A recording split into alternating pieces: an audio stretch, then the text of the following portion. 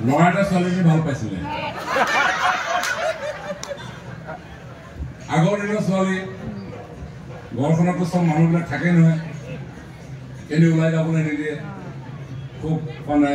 আজিকালিতো মোবাইল চবাইল আহি গ'ল চিন্তা নাই হয় নাই তিনিটাকে বদি দিয়ে হৈ যায় আগৰ দিনতো তেনেকুৱা কথা নাই আগৰ দিনত অলপ চিষ্টেমো বেলেগ ঘৰৰ সমাজ ব্যৱস্থাও বেলেগ সেইকাৰণে বিভিন্ন ধৰণৰ গীত মাত তেতিয়া ৰচনা হৈছিলে মীনা নামৰ এজনী ছোৱালী আছিলে তাইক ভাল পাইছিলোঁ ওচৰৰ গাঁৱৰ ল'ৰা এটাই গধূলি হ'লে আকৌ জপন এখন তাইকে বান্ধি দিয়ে তাতে গৰু ছাগলী কোনো সোমাব নোৱাৰে আৰু কেতিয়াবা লগ পাবলৈ আহে কিন্তু জপন এখন ইমান তাইকে দেউতাকে বান্ধি থৈ দিয়ে গাঁঠি কেনি খুলিব লাগে নাজানে এতিয়া মীনাক উদ্দেশ্যি ল'ৰাটোৱে গাইছে ঐ মীনা আতি আতি বান্ধিলা ঐ মীনা আগফালৰ জপনা ঐ মীনা ইমানো কৈ মাতিলো ঐ মীনা ওলাই দেখা নিদিলা কি যে কৰো কতে মৰো কি যে কৰো কতে মৰো কি খাই পাহৰো কি খাই পাহৰো কি খাই পাহৰো তোমাৰ মীৰা কৈছে আৰু যেতিয়া জপনা শুনিব নোৱাৰিলে ইমান চেল ওলাই দেখা নিদিলে তেতিয়া মীনাই গাইছে ঐ দেহা বৰে ঘৰৰ মাজতে ঐ দেহা ঢেকিদি মই আছিলো ঐ দেহা ঢেকিৰে নামাততে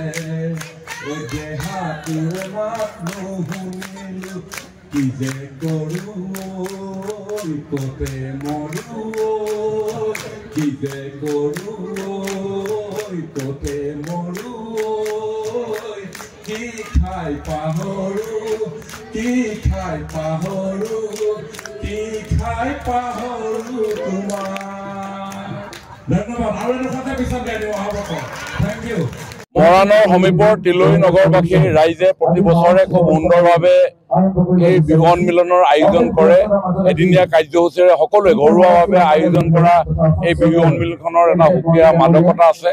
খুব সুন্দৰভাৱে ইজনে সিজনৰ লগত পাৰস্পৰিক সদ্ভাৱ সম্প্ৰীতিৰে আয়োজন কৰা এই বিহুখন খুব সুন্দৰ আৰু আজি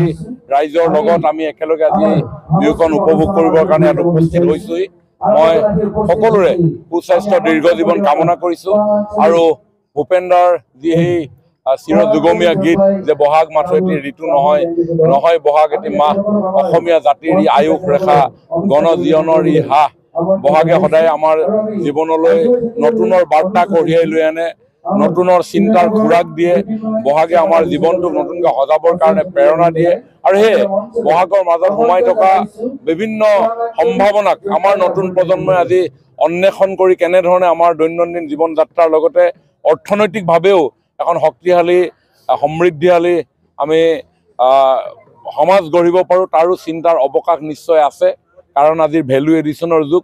মোদী ডাঙৰীয়াই কোৱাৰ ধৰণে প্ৰত্যেকটো বস্তুতে আমি মূল্য সংযোজন কৰিব পাৰোঁ আৰু সেইকাৰণে নিউ জেনেৰেশ্যনে আজি ষ্টাৰ্টআপৰ দিশে আগুৱাই গৈছে বিভিন্ন ধৰণৰ চিন্তাক আজি নতুন প্লেটফৰ্মৰ মাধ্যমেৰে কেনেধৰণে বাস্তৱ ৰূপ দিব পাৰে তাৰ কথা বতৰাবিলাক ইতিমধ্যে অসমত আৰম্ভ হৈছে ভাৰতত আৰম্ভ হৈছে আৰু সেইকাৰণে বিহুৰ মাজত সোমাই থকা আমাৰ বৰ্ণাঢ্য লোকাচাৰ লোক সংস্কৃতি লোক পৰম্পৰা লোক সাজ পোছাক লোক অলংকাৰ লোক ৰূপসজ্জা এই সকলোবিলাকক আমি ভেলু এডিশ্যন কৰি নিশ্চিতভাৱে আমি আমাৰ অৰ্থনৈতিক এক পৰিকাঠামো সৃষ্টি কৰাৰ ইয়াত নিশ্চয় সম্ভাৱনা আছে গতিকে মই এই ক্ষেত্ৰত নতুন প্ৰজন্মক বহাগৰ ওপৰত নতুন বিশ্লেষণে আগুৱাই যাবৰ কাৰণে আহ্বান জনাইছোঁ